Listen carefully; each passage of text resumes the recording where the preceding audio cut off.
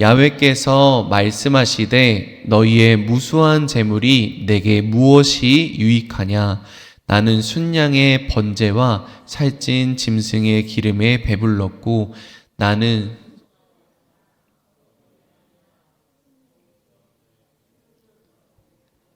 기뻐하지 아니하노라. 너희가 내 앞에 보이러 오니 이것을 누가 너희에게 요구하였느냐? 내 마당만 밟은 뿐이니라. 헛된 재물을 다시 가져오지 말라. 분향은 내가 가증히 여기는 바요. 월삭과 안식일과 대회로 모이는 것도 그러하니 성회와 아울러 악을 행하는 것을 내가 견디지 못하겠노라. 내 마음이 너희의 월삭과 정한 절기를 싫어하나니 그것이 내게 무거운 짐이라 내가 지기에 곤비하였느니라. 너희가 손을 펼 때에 내가 내 눈을 너희에게서 가리고 너희가 많이 기도할지라도 내가 듣지 아니하리니 이는 너희의 손에 피가 가득함이라. 너희는 스스로 씻으며 스스로 깨끗하게 하여 내 목전에서 너희 악한 행실을 버리며 행악을 그치고 선행을 배우며 정의를 구하며 학대받는 자를 도와주며 고아를 위하여 신원하며 과부를 위하여 변호하라 하셨느니라. 아멘. 할렐루야. 추석 연휴에도 새벽을 깨워 하나님의 말씀 듣기를 사모하는 성도님들의 삶 가운데 하나님을 아는 지식과 은혜가 충만하기를 소망합니다. 성도님들, 맛있는 음식은 많이 드셨나요? 가족들과 함께 행복한 시간은 보내셨습니까? 저도 사랑하는 사람들과 함께 행복한 시간도 보내고 맛있는 음식도 먹고 이 은혜의 자리, 말씀의 자리에 섰습니다. 이 시간 하나님께서 축복하시는 시간, 은혜의 시간, 말씀의 진리를 깨닫는 시간이 되기를 소망합니다. 저는 오늘 본문 이사야서 1장 11절에서 17절 말씀을 가지고 삶으로 드리는 예배라는 제목으로 함께 말씀을 나누기를 원합니다. 함께 따라해 볼까요? 삶으로 드리는 예배. 감사합니다. 오늘부터 이사야 본문으로 우리가 함께 말씀을 듣도록 합니다. 이사야 본문으로 새벽 설교가 시작이 되는데요. 이 이사야는 선지서입니다. 이 선지서를 우리가 잘 알아볼 필요가 있는데요. 우리 성도님들은 선지자가 필요한 이유가 무엇이라고 생각하시나요? 이 선지자가 필요한 이유, 선지서가 필요한 이유는 하나님의 말씀을 다시 기억하기 위해서입니다. 이것을 조금 더 아픈 말로 이제 생각을 해보자면, 즉 말씀을 잃어버렸기 때문에 이 하나님의 말씀이 다시 필요하다라는 것입니다. 분명히 하나님께서는 이 이스라엘 백성을 초강대국인 애굽에서 출애굽을 시키시고 또 하나님의 백성으로 삼아 주셨습니다. 이 이스라엘 백성은 하나님의 택함을 받아서 하나님의 자녀로서 이 세상을 살아가게 되었습니다. 하지만 이 은혜를 기억하지 못하고 시간이 얼마 지나지 않아 이 이스라엘 백성들이 불평하기 시작합니다. 우리에게도 이 주변에 있는 강대국처럼 우리를 지도해 줄 지도자가 필요하다라면서 하나님께 요청하기 시작합니다. 하나님께서는 안쓰러운 마음으로 이 이스라엘 백성들의 기도를 들어줍니다. 바로 사무엘을 통하여 사울 왕을 세워주셨는데요. 그렇다면 이 이스라엘 백성들의 삶이 더욱더 풍요로워지고 더욱더 행복한 삶이 가득한 삶을 살았을까요? 그것은 아닙니다. 그들이 간절히 원했던 왕을 세워주었지만 그들은 행복한 삶을 살 수가 없었습니다. 결국 이스라엘은 남유다와 북이스라엘로 나눠지게 되었고 그 후 170년이 흐른 후에 예언자이자 선지자였던 이사야를 통해서 심판과 경고의 메시지를 듣게 되었습니다. 이 이스라엘에는 부패한 지도자들이 언약을 어겼기 때문에 주변 나라 강국이었던 아수르와 바벨론을 통해서 예루살렘이 멸망할 것이라는, 실판할 것이라는 메시지를 이사야서는 담고 있습니다. 그러나 이 심판의 경고에는 소망의 약속도 수반이 되는데요. 하나님의 언약의 약속을 굳게 믿으면 다윗의 계보에서 왕을 보내시고 이들을 이끌어 모든 계명을 순종하게 하실 것이라는 소망을 품게 하십니다. 이제 우리는 두렵고 떨리는 마음으로 이 이사야서 1장으로 들어가 보고자 합니다. 오늘 본문 말씀 중에 1장의 2절 말씀에는 이렇게 나와 있습니다.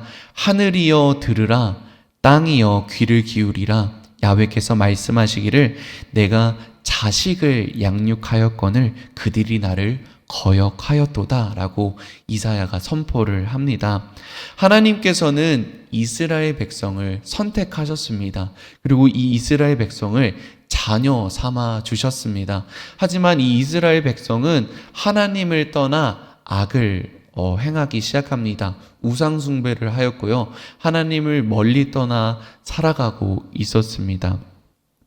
하나님을 떠나 죄악된 길을 살아갔던 이 이스라엘 백성들은 이 죄악된 길을 따라서 살았지만 이 조상 대대로부터 지켜왔던 절기들, 제사와 제물은 계속 쭉 지켜왔습니다. 그것은 그들에게 있어서 굉장히 중요했기 때문입니다. 그래서 오늘 본문 말씀의 13절과 14절에는 헛된 제물을 다시 가져오지 말라. 분향은 내가 가증히 여기는 바요. 월삭과 안식일과 대회로 모이는 것도 그러하니 성애와 아울러 악을 행하는 것을 내가 견디지 못하겠노라. 내 마음이 너희의 월삭과 정한절기를 싫어하나니 그것이 내게 무거운 짐이라 내가 지기에 곤비하였느니라 라고 기록되어 있습니다. 이스라엘 백성은 애굽에서 탈출할 때 경험한 유월절 이후 7대 절기를 지키며 살아왔습니다. 유월절, 무교절, 초실절, 칠칠절, 나팔절, 속죄일, 초막절 등 이 7대 절기를 지키며 살아왔었는데요. 이 집회를 하는 것, 그리고 향을 피워서 제사하는 것, 제물을 드리는 것을 하나님께서 굉장히 가증히 여긴다라고 합니다. 이 가증히 여기다라는 것을 히브리 원어로 하면은 토에바라고 하는데요. 이 토에바라는 본래 의미는 구역질나다, 혐오하다라는 뜻을 가지고 있습니다. 이 이스라엘 백성들이 하나님께 바치는 제물과 제사를 하나님께서는 혐오스럽다, 구역질난다라고 표현을 하고 있는데요. 왜 그러는 것일까요? 먼저 이 제사의 의미에 대해서 우리가 간단히 이해하고 넘어가야 합니다. 이스라엘은 이제 제사법은 한 가지의 목적을 가지고 있습니다. 이것은 제물을 바치는 것이 목적이 아니라 이 제사를 통해서 우리의 죄를 깨닫고 이 죄의 대가가 무엇인지를 깨닫게 하는 것이 이 제사의 목적입니다. 우리는 제물을 드릴 때 제사장이 그 제물을 직접 잡지 않습니다. 제물을 가지고 온 본인이 이 흠없고 정결한 짐승에 직접 칼을 대고 숨통을 끊습니다. 그러면은 이 숨통을 끊을 때 굉장히 많은 피를 흘리게 되는데요. 그 순간 이 제물을 바쳤던 본인은 깨닫게 되는 것입니다. 죄의 대가는 생명이구나. 나의 생명을 드리는 것이구나. 라는 것을 깨닫게 되는 것입니다. 나를 대신해서 이 동물이 대신해서 죽었기 때문에 이제는 더 이상 나의 죄가 이제 깨끗하게 되는 것이구나 라는 것을 깨닫게 되는 것이죠. 제물을 가지고 오는 목적, 제사를 드리는 목적은 나의 생명을 드리는 것입니다. 그리고 나의 죄를 깨닫게 되는 것입니다. 그런데 이 사람들이 말이죠, 제물을 가지고 계속해서 제사를 드리다 보니까요, 처음에 한 번, 두 번은 굉장히 아픈 마음으로 깨닫게 됩니다. 아, 나의 죄가 이 흠없고 정결한 이 동물이 나를 대신하여 죽는구나. 아, 내가 이제는 더 이상 죄를 짓고 살아가지 말아야지 라고 하면서 한 번, 두 번은 깨닫게 되지만 이게 매달, 매번, 매 순간 드리다 보니까 이 은혜를 까먹게 됩니다. 이제 하나님께 감사함과 하나님께 깨끗하게 되는 그것들은 잊어버리고 나의 죄사함만 남게 된다라는 것입니다. 그렇기 때문에 하나님께서는 이 뜻없고 무의미한 재물을 혐오스럽다라고 말씀하신 것입니다. 그래서 우리는 오늘 이사야 1장 말씀을 통하여서 깨닫고 회복해야 될 것이 두 가지가 있습니다. 그 중에 첫 번째는 무엇이냐면은 마음입니다. 한번 따라해 볼까요? 마음입니다. 우리는 마음을 회복해야 됩니다. 수많은 제사를 드렸던 다윗 왕도 시편 51편에 밧세바와 간음한 이후 이러한 고백을 합니다. 주께서 제사를 기뻐하지 아니하시나니 그렇지 아니하면 내가 드렸을 것이라. 주는 번제를 기뻐하지 아니하시나이다. 하나님께서 구하시는 제사는 상한 심령이니 상하고 통회하는 마음을 주께서 멸시하지 않는다고 기록해 놓으셨습니다. 우리는 우리의 마음을 다시 회복해야 합니다. 하나님에 대한 사랑을 다시 회복해야 된다라는 것입니다. 2000년이 지난 지금 우리의 삶도 이와 마찬가지입니다. 예수님께서는 이제 죄의 문제를 해결해 주셨습니다. 이제는 그래서 우리는 더 이상 제물과 제사를 가지고 오지 않아도 됩니다. 우리는 이제 이 제사와 제물의 시대가 아니라 예배의 삶을 살아가고 있습니다. 우리 성도님들 기억나시나요? 우리가 처음 예배를 드렸던 그때 처음 눈물을 흘리면서 하나님께 기쁨으로 찬양을 드렸던 그때를 혹시 기억하시나요? 제가 이 설교를 준비하면서 제 자신을 돌아보게 되었습니다. 아무래도 전도사로서 살아가다 보니까요, 정말 많은 예배와 정말 많은 찬양의 자리에 서게 됩니다. 그런데 이렇게 매번 드리는 예배와 매번 드리는 찬양에 있어서 제가 정말 기쁜 마음으로 드리고 있는지, 제가 정말 즐거운 마음으로 하나님께 예배를 드리고 있는지 점검해 보았을 때 쉽게 그렇다라고 하기가 쉽지가 않았습니다. 성경의 말씀 속에서 이스라엘 백성들이 계속 하나님 앞에서 죄를 지었던 그 모습이 저의 삶 가운데서도 나타나고 있는 것이었습니다. 그래서 오늘 말씀을 통하여서 이렇게 깨닫게 하여 주시고 또 두려운 마음으로 하나님 앞에 회개하게 해주신 이 은혜를 우리는 기억하고 간직해야 하는 것입니다. 우리 사랑하는 성도님들, 우리는 하나님 앞에 감사함을 회복해야 합니다. 우리가 주님께 드리는 이 마음을 회복해야 될 줄로 믿습니다. 우리가 습관처럼 예배를 드리고 있지는 않은지, 내가 습관처럼 찬양을 드리고 있지는 않은지 한 번 더 점검해 보시고 생각해 볼 수 있는 우리 성도님들 되기를 소망합니다. 이어서 말씀을 읽어드리겠습니다. 너희가 손을 펼 때에 내가 내 눈을 너희에게서 가리고 너희가 많이 기도할지라도 내가 듣지 아니하리니 이는 너희 손에 피가 가득함이라. 이스라엘 백성들은 기도하는 자세가 있었습니다. 예전에 믿음의 조상들이 기도했던 방법들인 것이죠. 모세는 땅에 엎드려서 기도하였고 손을 들고 기도하였습니다. 그리고 다윗도 무릎을 꿇어서 지성소를 향하여 두 손을 치켜들고 기도를 하였습니다. 그리고 또한 솔로몬은 서서 하늘을 바라보며 손을 들고 기도하였었는데요. 이 유대인의 전통, 유대 전통을 예수님께서도 유지하셨습니다. 얼굴에 땅을 대고 엎드려져서 기도하셨고요. 무릎을 꿇고 간절히 기도했습니다. 그리고 또 서서 기도하시기도 하였고, 예수님의 제자였던 베드로 또한 사도 바울도 손을 들어서 기도하라고 이 제자들에게 또한 주변 사람들에게 권면하였습니다. 그런데 이렇게 이스라엘 백성들이 손을 들고 기도하는 모습을 보면서 너희가 손을 펼 때에 내 눈을 너희에게서 가리고 너희가 많이 기도할 때라도 내가 듣지 아니하리라 라고 말씀하고 있습니다. 왜 그러는 것일까요? 너희의 손에 피가 가득하기 때문이라 라고 말씀하십니다. 우리의 죄악이 아직 남아있기 때문입니다. 우리가 정결해지지 않았기 때문에, 죄로부터 돌이키지 않았기 때문입니다. 이 결과가 무엇이냐 하면은 우리의 삶의 악한 행실로 나타나게 됩니다. 어떤 악한 행실일까요? 16절과 17절 말씀입니다. 너희는 스스로 씻으며 스스로 깨끗하게 하여 너희 목전에서 너희 악한 행실을 버리며 행악을 그치고 선행을 배우며 정의를 구하며 학대받는 자를 도와주며 고아를 위하여 신원하며 과부를 위하여 변호하라 하셨느니라. 아멘. 오늘 이사야 말씀을 통해서 우리가 두 번째로 회복해야 될 것은 무엇이냐면 선행입니다. 한번 따라해 볼까요? 선행.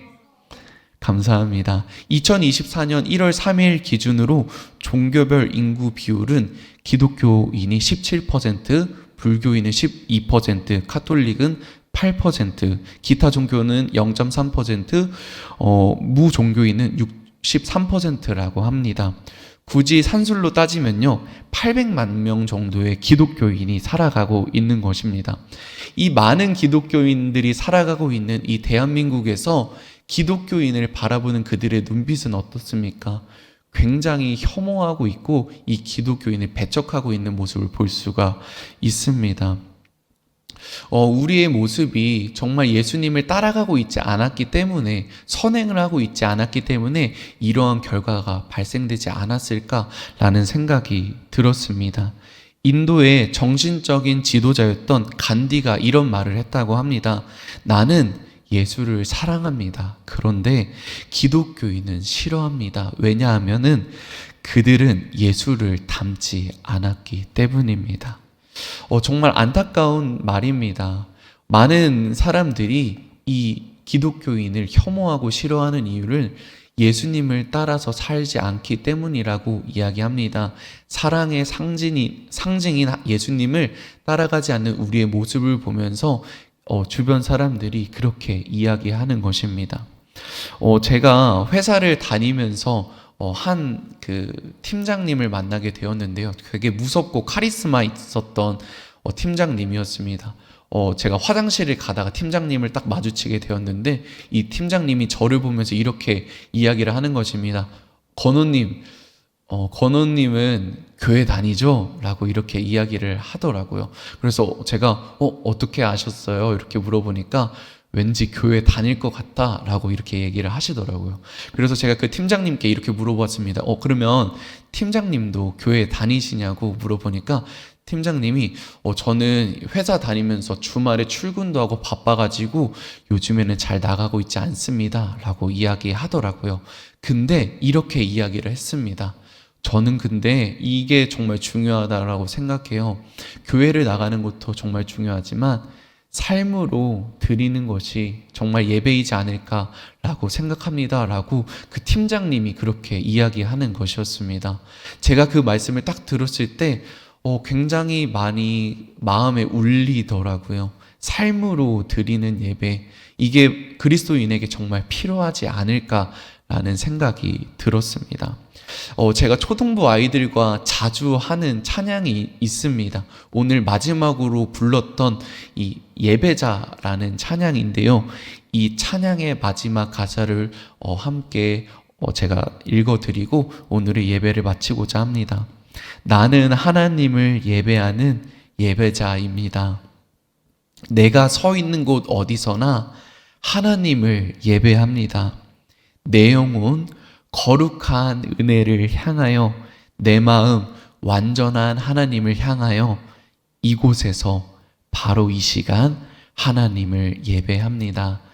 사랑하는 여의도 순복음 송파교회 성도님들, 주변에 그리스도의 향기를 날릴 수 있는 우리 성도님들이 되시기를 소망합니다. 하나님을 향한 그 마음의 예배를 회복하시고 또한 삶의 예배를 회복하셔서 하나님 사랑과 이웃 사랑을 실천할 수 있는 우리 모든 성도님들 되시기를 소망합니다. 기도합니다. 사랑과 은혜가 풍성하신 주님, 고맙고 감사를 올려드립니다. 오늘 이사야 1장을 통하여서 우리가 삶으로 드리는 예배라는 제목으로 우리가 함께 말씀을 들었습니다. 우리가 이 말씀을 통하여 기억해야 할 것이 있습니다. 우리의 마음의 예배를 회복할 수 있게 도와주시옵소서. 예수님을 향한 그 하나님을 처음 만났던 그 첫사랑을 회복할 수 있도록 주님께서 함께하여 주시옵소서. 또한 이 기쁨과 감사함을 회복하고 또한 이 기쁨과 감사함을 그대로 흘려보낼 수 있는 우리 모든 성도님들 될 수 있도록 주님께서 함께하여 주시옵소서. 우리가 예수님을 온전히 따라가기를 소망합니다. 주변의 고아와 가부를 우리가 사랑으로서 챙겨주며 우리의 사랑이 필요한 그곳에 우리가 선행으로 우리의 사랑으로서 그들을 섬길 수 있는 우리 모든 여의도 순복음 성도님들 될 수 있도록 주님께서 역사하여 주시옵소서. 우리가 주님만을 온전히 바라보기를 소망합니다. 온전히 주님만을 사랑하기를 소망합니다. 사랑과 섬김으로 주님만을 바라보며 살아갈 수 있도록 주님께서 역사하여 주시옵소서. 또한 이 추석 명절에도 주님께 나와 각자의 가지고 있는 이 기도 제목을 가지고 주님께 간절히 기도할 때에 주님께서 주님의 때와 주님의 방법으로 응답하여 주시옵소서. 그리고 그 은혜를 경험하고 그 은혜를 통하여 또 이 세상 가운데 선한 영향력을 끼치며 빛과 소금과 같은 역할을 감당할 수 있는 우리 모두 될 수 있도록 주님께서 축복하여 주시옵소서.